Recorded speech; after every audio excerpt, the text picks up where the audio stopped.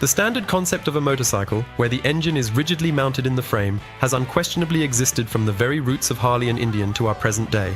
But in the early 1920s, when there were no clear rules for what a proper motorcycle should be, a unique machine was created with a 5-cylinder aviation radial engine located in the front wheel.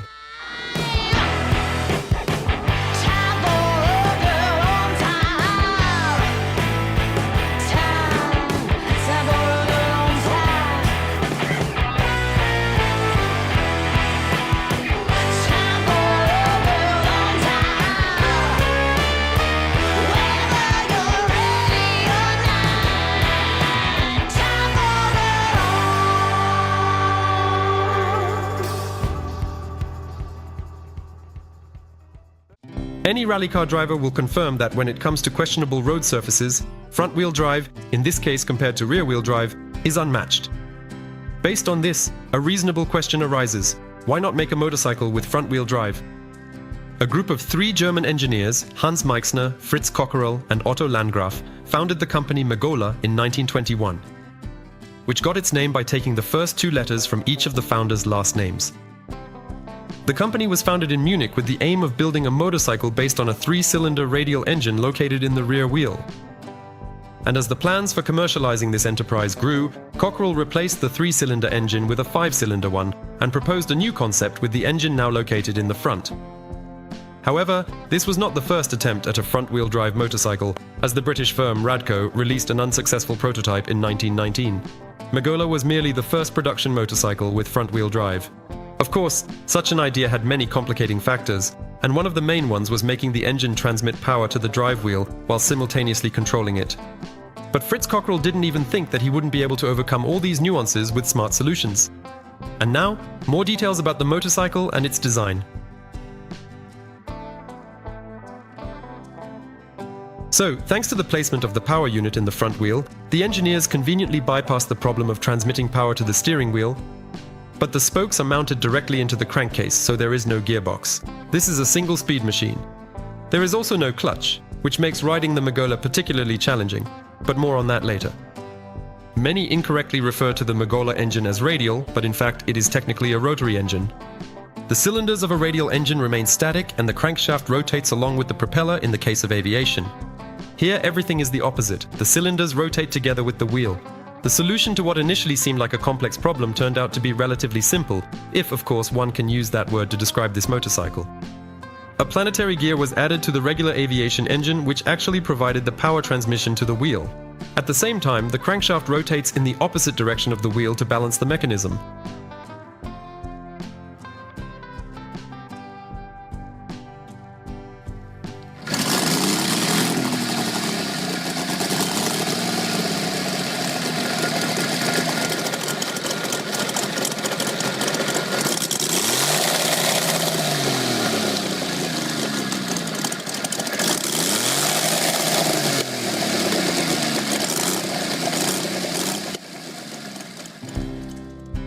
But this was just the first problem that the German craftsmen faced.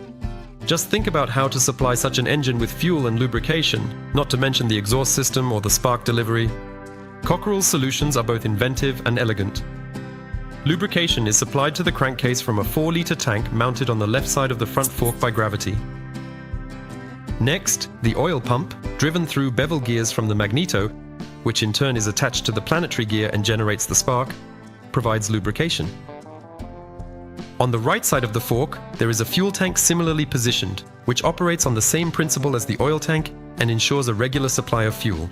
The main tank is located inside the steel monocoque frame. Also, thanks to the engine placement, cooling was not an issue, and each of the 5 cylinders had its own carburetor and exhaust.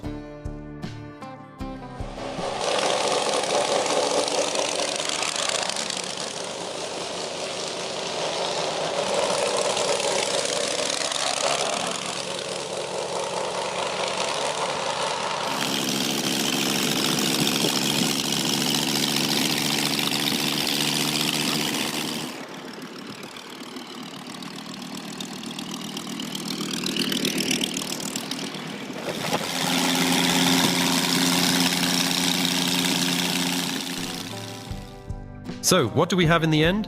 we have a one-of-a-kind 5-cylinder side valve radial engine with a host of unique and interesting solutions, a displacement of 637 cubic centimeters, and a power output of 14 horsepower, or 25 in the sports version, which by the standards of the 1920s was truly impressive.